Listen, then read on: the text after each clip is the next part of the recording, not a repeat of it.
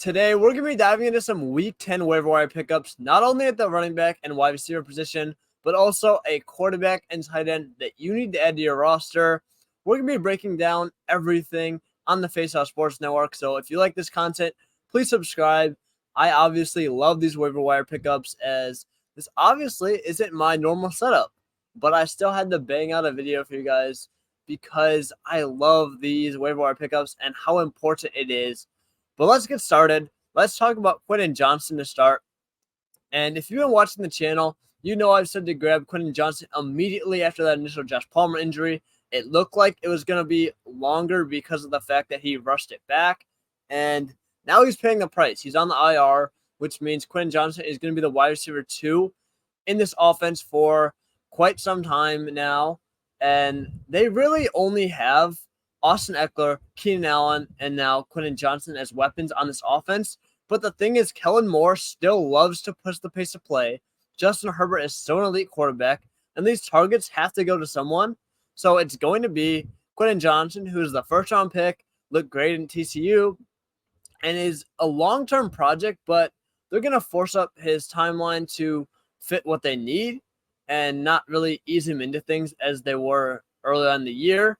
Yes, maybe this isn't going to be as good for him, and he's not going to be able to produce as well as you would like. You know, he's not going to be that full breakout player and reach his true potential in the next few weeks, more than likely. That said, because of the situation that we're not necessarily betting on the talent and how fast he's going to develop anymore, we're just betting on the fact that he's in a very good situation.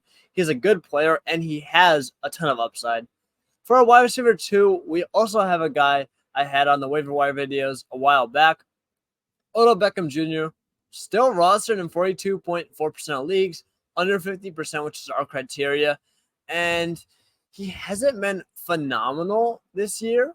Obviously, his first fantasy relevant game was against the Detroit Lions with 9.9 fantasy points. I told everyone to pick him up. Had a dud week 8 against the Cardinals. But in week 9, he was the second leading receiver in this offense, you know, in terms of targets behind Mark Andrews. But I'm not necessarily sure that OBJ is going to be the wide receiver 1 most weeks. In fact, I would be willing to bet that he's not. It's going to be Zay Flowers. It's going to be Mark Andrews. But Lamar Jackson has proven himself as a top 5 quarterback in terms of accuracy this year, at least according to the advanced numbers.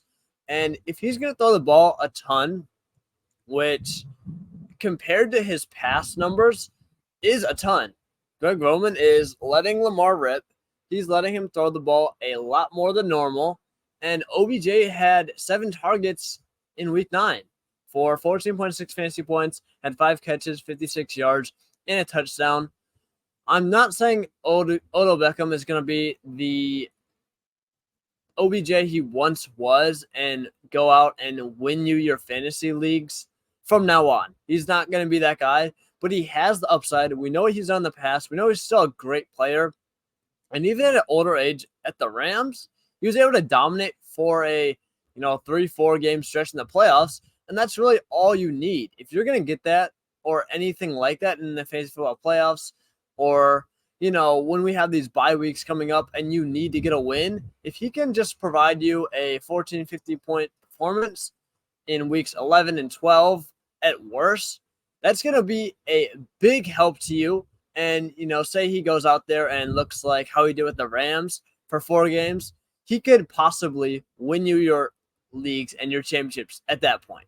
But let's dive over to the running backs. We do only have one this week because there's literally no one else. But Keaton Mitchell, who once again was on our waiver wire pickups when he was about to come off IR. So there's a theme here. You guys want to check out this advice because we're giving it to you before it becomes even more popular. Keaton Mitchell looked great. 9 carries, 138 yards, and the rushing touchdown with a 60-yard run included in that. Had 20.4 fantasy points, not too involved as a receiver. But Keaton Mitchell is a guy I will be picking up if I have free space.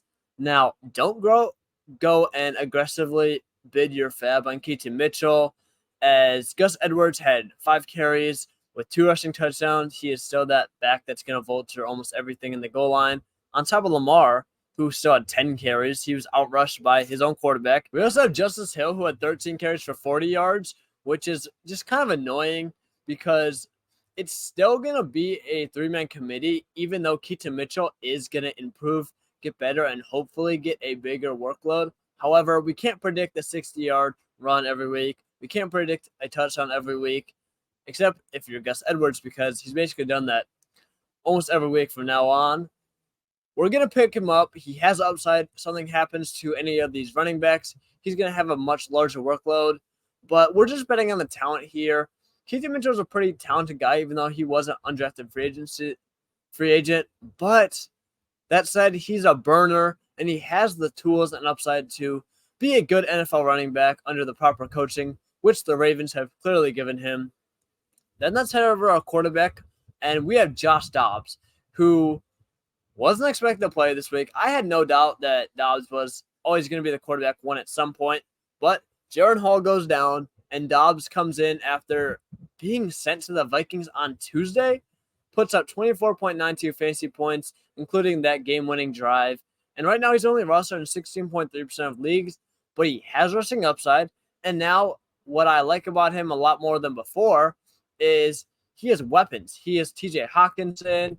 He has Jordan Addison at his disposal, which is a lot better, and a decent offensive line, which is a lot better than what he had with the Arizona Cardinals. Dobbs is still going to be able to put up these type of fantasy points. He's averaging around the QB 15 finish on the year from a points per game basis. But if you need a quarterback that you can stream, I would pick up Josh Dobbs. He's not going to be a top 5, maybe even top 10 quarterback for the rest of the season, but he's shown he can produce, and now he's stepping into an even better situation.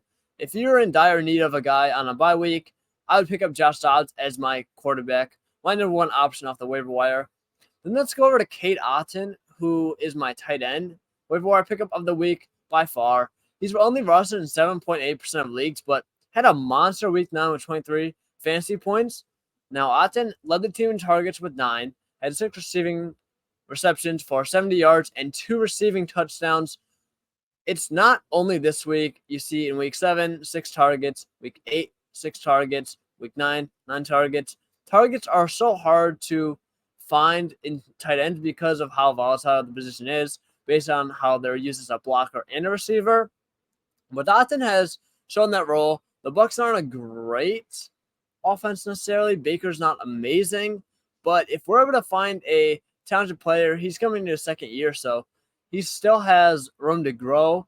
But it's starting to look like this is his breakout performance. If we're able to find a tight end who is able to grab consistent target share and has shown they are talented enough to actually put up fantasy points with that, I'm grabbing that type of production all day long.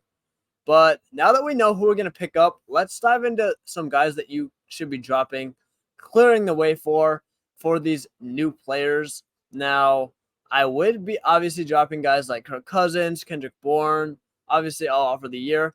Disagree with dropping Donta Foreman. For now, I got to hold him. Also disagree with dropping Jonnu Smith. I hate Jonnu Smith, but at this point, yeah, I think Kyle Pitts is going to be very hurt by Jonnu, and they're both going to have a role in this offense. However, I would be fine dropping Miles Sanders. I really didn't like Miles Sanders, but it's kind of crazy to say that he's droppable now. Chuba Hubbard is officially the RB1. Miles Sanders isn't talented, and assuming we are in a, rather shallow league, I'd be dropping Sanders. Jaleel is in a 3-man committee in a bad offense. Javonte's expanding his role. He's not my number one guy to drop because I think if something does happen to Javonte or another one of these running backs, he could have a role.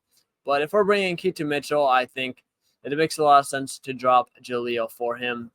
Then we also have Zach Evans. Zach Evans is toast. You can drop him. Jeff Wilson, I would say, is a fair drop as well. He's not necessarily going to do anything for you from a fantasy perspective, but he is going to eat into Raheem Mostert's work. It's just the fact that he is competing with 3 other backs, and he's not the best one, so he's never going to be fantasy relevant outside of an injury. Then Jordan Love is our last guy at number 25 on the list. I'd be dropping Jordan Love for Josh Dobbs straight up.